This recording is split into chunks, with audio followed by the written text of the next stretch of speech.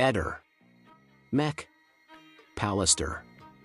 Sebastiano, cosa hai portato oggi? Il cappellino di Liliana, perché lo porto perché è ora che si faccia un po' di chiarezza, che i tempi vengono, invece di essere dilatati, bisogna chiudere un po' le cose, non si può vivere con un avviso di garanzia. Ricordi ancora quando lo hai ricevuto?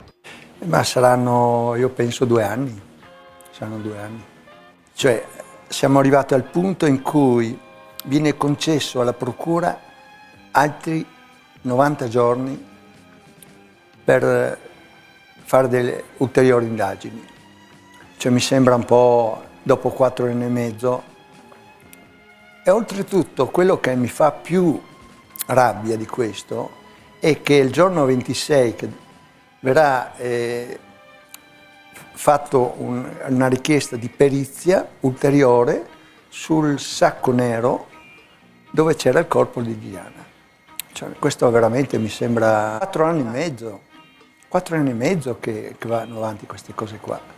Cioè io mi porto dietro un avviso di garanzia per omicidio e occultamento di cadavere.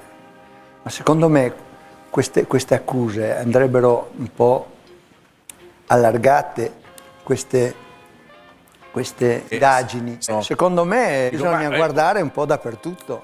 Io non voglio adesso, però bisognerebbe guardare, ma adesso ormai è troppo tardi, dopo 4 anni e mezzo, cosa vuoi che venga fuori? Perché magari è stato un incidente? Questo cosa significa? Queste cose che dici? Io e Liliana avevamo litigato prima quella mattina? Una tua idea? Non posso accettare queste... Sebastiano, starei citando, perché non esiste che Lilli fosse neanche in minimissima parte, ma non terrorizzata, neanche contrariata.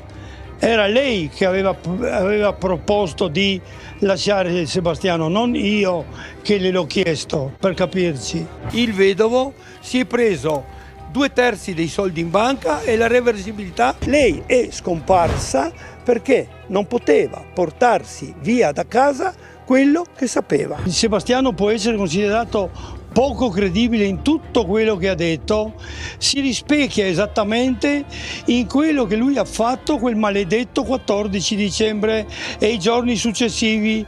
Se ne è fregato altamente di fare una ricerca che sia una in quei giorni di una moglie che era solo che scomparsa. Ha sbandierato che ha un alibi perfetto 3 giorni dopo. Che cavolo ti serve l'alibi perfetto?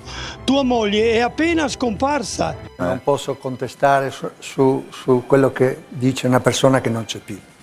Non voglio, per rispetto verso i familiari suoi e verso di lui che non c'è più, sono sue dichiarazioni e basta.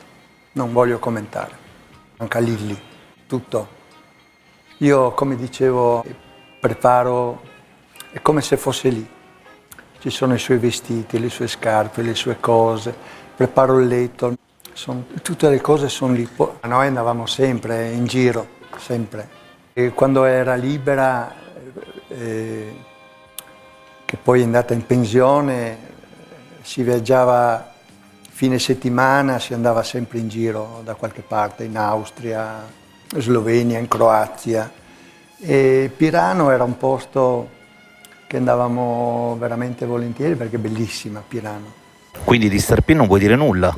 Dico, non voglio entrare in merito di una persona che non c'è più. Non voglio, dico, se l'avrei qua vicino a me gli direi quello che dovrei dirgli, però non c'è più. Allora rispettiamo una persona che non c'è più. E quel giorno dell'incidente probatorio? Ero sconvolto, credimi. Io ti dico, non voglio commentare le cose.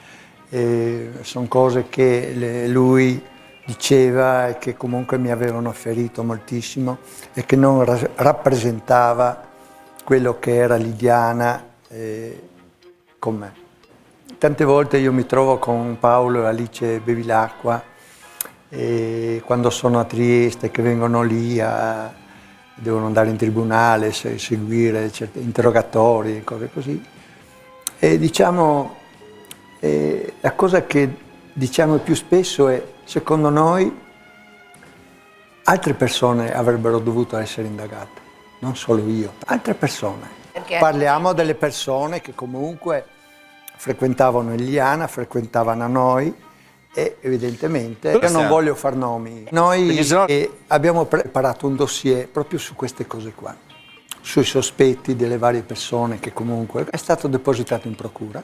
Io non lo so esattamente, bisognerebbe chiedere. Certo che non mi arrabbio, io non mi sono mai arrabbiato nella mia vita. Ehi, non dimenticare di iscriverti a questo canale.